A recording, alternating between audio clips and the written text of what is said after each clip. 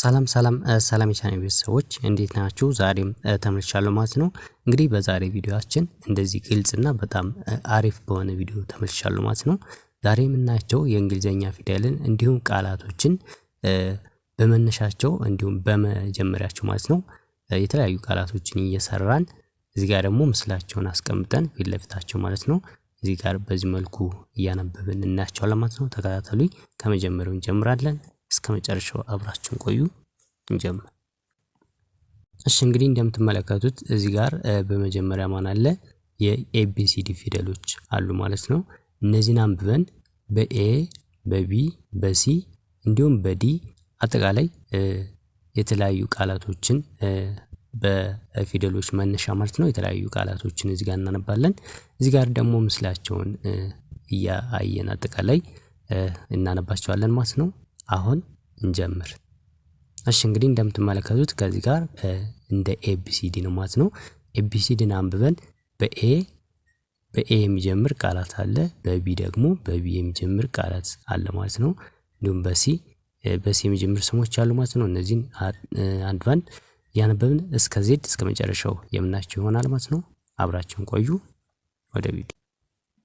እሺ እንግዲህ እንደምትመለከቱት ከመጀመሪያው ከኤ እንጀምራለን ማለት ነው። ኤ is for apple.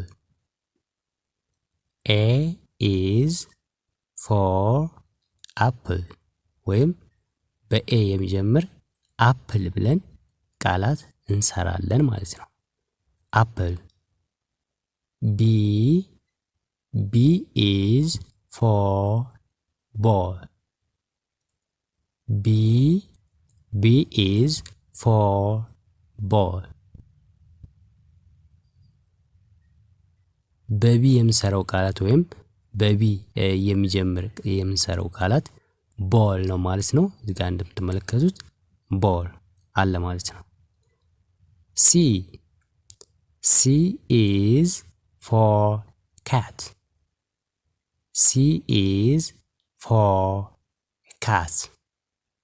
ካት እንደምትመለከቱት እዚህ ጋር በሲ የሚጀምር ቃላት ማን ነው? ካት ነው ማለት ነው።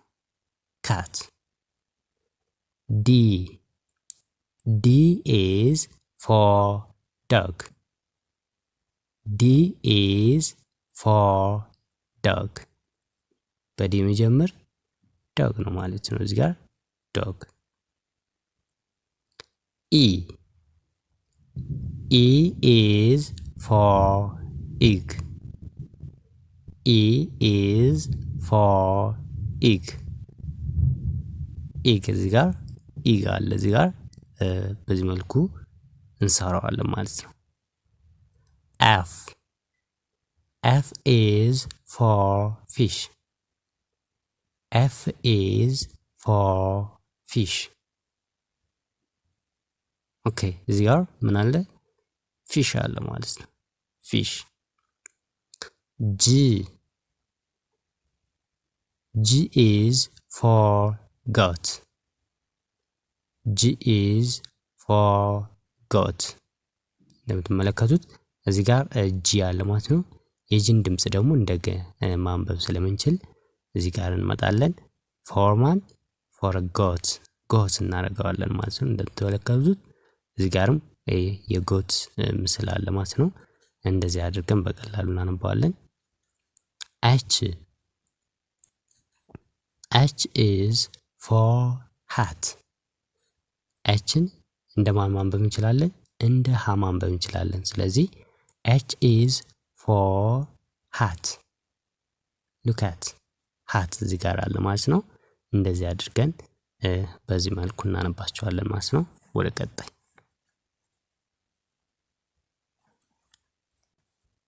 እሺ ቀጥሎ የምናገኛቸው እዚህ ጋር አይ አለች ማለት ነው። I is for icy. አይሲ እዚህ ጋር አለ። J is for juice. J is for juice. እዚህ ጋር juice አለ ማለት ነው። K is for king. K is for king እዚህ ጋር king አለ ማለት ነው።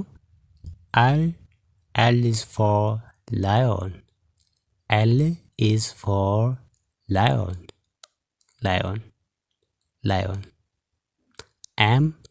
M is for monkey M is for monkey and N is for nest እሺ ቀጥሎ የምናገኛቸው እዚህ ጋር O አለ ማለት ነው። O is for orange O is for orange P is for pen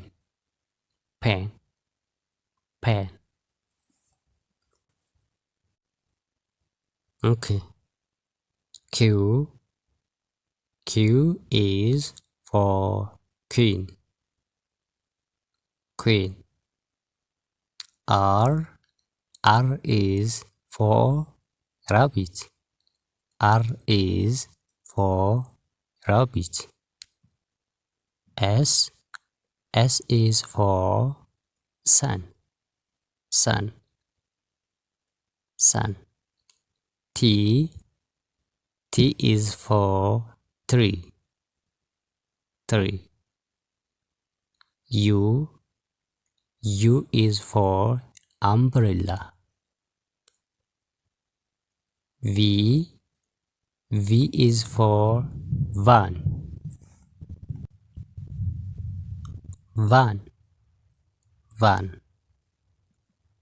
W is for water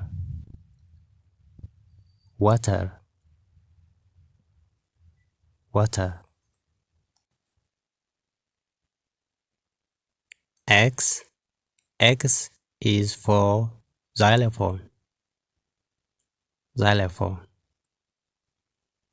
Y is for yellow